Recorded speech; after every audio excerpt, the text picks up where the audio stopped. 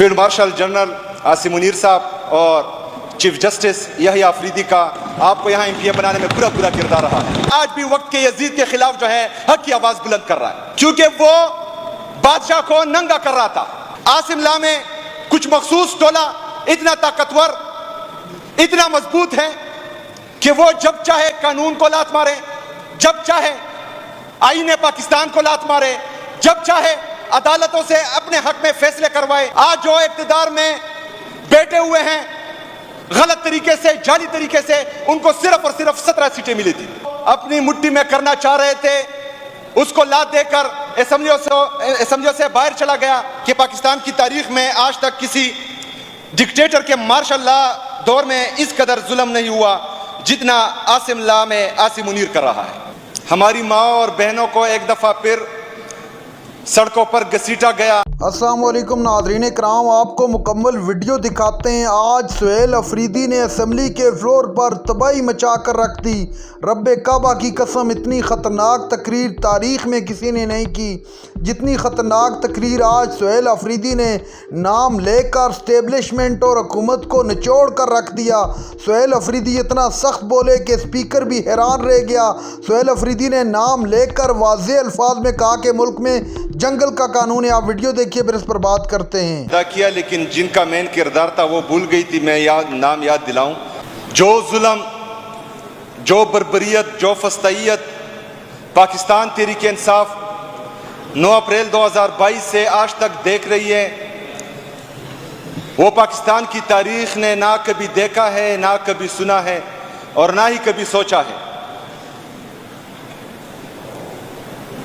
5 अगस्त को जिस तरह पंजाब में हमारी माँ और बहनों को एक दफा फिर सड़कों पर घसीटा गया, तो मैं ये भी चाह रहा था कि गलत तरीके से आई हुई हमारी ये बहनें शायद उन पर भी आवाज उठाएं, लेकिन इन्होंने वो गवारा नहीं किया। चले, बहरहाल वक्त एक जैसा नहीं रहता। इंशाअल्लाह ताला ये अंधेरे खत्म होने वाले हैं, जुल्म का दौर खत्म होने वाला है और इंशाअल्लाह ताला मेरा लीडर आने वाला है और पाकिस्तान पर एक दफ़ा फिर जो है रूल ऑफ लॉ होगा और सुप्रीमेसी ऑफ कॉन्स्टिट्यूशन होगी, जिसमें इन लोगों को फिर मौका नहीं मिलेगा इंशाअल्लाह। सबसे पहले तो मेरे लीडर मेरे कायद जनाब इमरान खान साहब ने पूरे पाकिस्तानियों को खिराज तहसीन पेश किया कि वो जिस तरह जुल्म, बर्बरियत, फस्तायत, लाकानूनियत के खिलाफ रोडों पर निकले, तो हम इस फ्लोर से, असेंबली के इस फ्लोर से, हमारे जितने भी पार्लियामेंटेरियन हैं, हम यहाँ से भी पूरी पाकिस्तानी कौम को खिराज तहसीन पेश करते हैं और उनको सलाम पेश करते हैं। इमरान खान साहब ने कहा कि पाकिस्तान की तारीख में आज तक किसी डिक्टेटर के मार्शल लॉ दौर में इस कदर जुल्म नहीं हुआ जितना आसिम ला में आसिम मुनीर कर रहा है। इमरान खान साहब ने कल ट्वीट में ये कहा। ये क्यों कहा?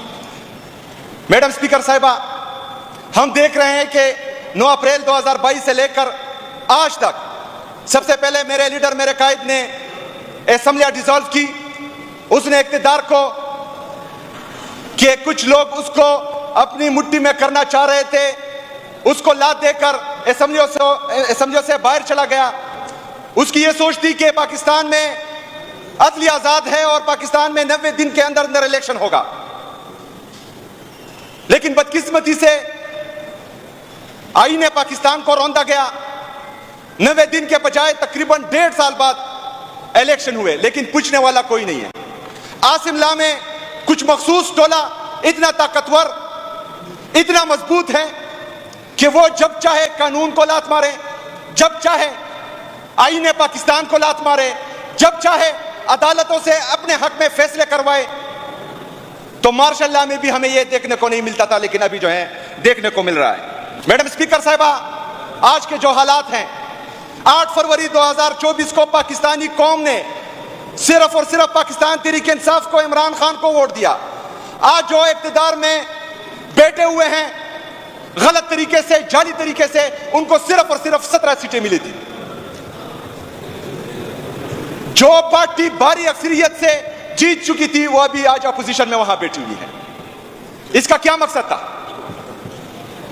उसका मकसद सिर्फ और सिर्फ यही था कि पाकिस्तान में एक दफा फिर जो है वो लॉ एंड ऑर्डर का सिचुएशन बने और बांग्लादेश और पाकिस्तान जैसे हालात बने।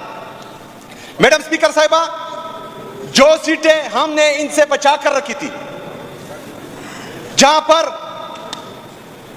دھاندلی کو ہم نے روکا تھا، 26ویں آئینی ترمیم سے جس طرح انہوں نے عدلیہ کو مفلوج کر دیا ہے، آج جو ہے وہ سیٹیں بھی ہم سے یہ چھین رہے ہیں۔ اپوزیشن لیڈر، ہمارے opposition leader of the national assembly, opposition leader of senate, opposition leader of Punjab assembly, madam speaker صاحبہ، یہ کوئی معمولی عہدے نہیں ہیں۔ اگر ملک میں واقعی جمہوریت ہو اور ملک میں واقعی جمہوری پارٹیاں ہوں کہ یہ عہدے بہت بڑے عہدے ہیں، لیکن ان کو بے توقیر کیا گیا، جمہوریت کو ایک دفعہ پھر ذلیل کیا گیا۔ کس لیے؟ صرف ایک شخص کے لیے، اور اس میں فائدہ بھی صرف ایک شخص کا ہے۔ میڈم اسپیکر صاحبہ، اس میں فائدہ نہ پاکستان کا ہے، نہ پاکستانی قوم کا ہے، نہ جو ادارے ہیں ان میں نیچے لوگوں کا، صرف ایک شخص کا ہے۔ اور کچھ سیاسی پارٹیوں کو جو ہے تھوڑی ہڈیاں دی گئی ہے، لیکن انشاءاللہ تعالیٰ میں دیکھ رہا ہوں کہ ان کا انجام بھی بہت برا ہونے والا ہے۔ میڈم اسپیکر صاحبہ، میرا لیڈر، میرا قائد مزید کہتا ہے کہ آج ملک میں جو ہو رہا ہے وہ سکوت ڈاکہ کے دور کی یاد تازہ کرتا ہے۔ تب بھی جمہوریت کا گلا گھونٹ کر قانون کی بالادستی کا مکمل خاتمہ کر دیا گیا تھا، میڈیا کی آزادی اور احتجاج کا حق چھین لیا گیا تھا، اور ملک میں صرف جنگل کا قانون نافذ تھا۔ اس جبر کے نظام سے نجات صرف تب ممکن ہے جب یہ قوم یکجا ہو کر کھڑی ہوگی۔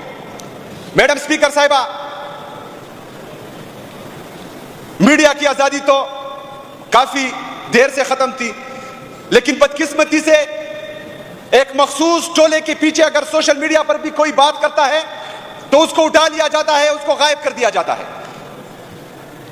میڈیا کا سب سے بڑا نام جناب ارشد شریف شہید، اس کو بے دردی سے شہید کر دیا گیا کیونکہ وہ بادشاہ کو ننگا کر رہا تھا، کیونکہ وہ بادشاہ کے خلاف کھل کر بول رہا تھا، بے دردی سے اس کو شہید کر دیا گیا تھا۔ صحافت کا دوسرا بڑا نام عمران ریاض، میڈم اسپیکر صاحبہ، اس کو سچ بولنے کی وجہ سے اٹھا لیا گیا تھا، اس سے آواز چھیننے کی کوشش کی گئی تھی، لیکن اللہ کا شکر ہے اس کا اللہ میں ایمان مضبوط تھا، اس کو اپنی آواز واپس تو مل گئی، لیکن الحمدللہ آج بھی وقت کے یزید کے خلاف جو ہے حق کی آواز بلند کر رہا ہے۔ ناظرین کرام، آپ نے ویڈیو دیکھی، سہیل آفریدی نے اسمبلی کے اندر کھڑے ہو کر پہلی مرتبہ آنکھوں میں آنکھیں ڈال کر ایسی تقریر کی کہ سب حیران رہ گئے۔ سہیل آفریدی نے نام لے کر کھل کر تنقید کی اور کہا کہ خدا کے واسطے اس ملک پر رحم کیا جائے، ہمارا یہ سخت اور مشکل وقت گزر جائے گا، وقت آپ کا بھی آنا ہے اور آپ کو پھر تکلیف ہوگی، پھر آپ روئیں گے لیکن آپ کے آنسو کوئی نہیں صاف کرے گا۔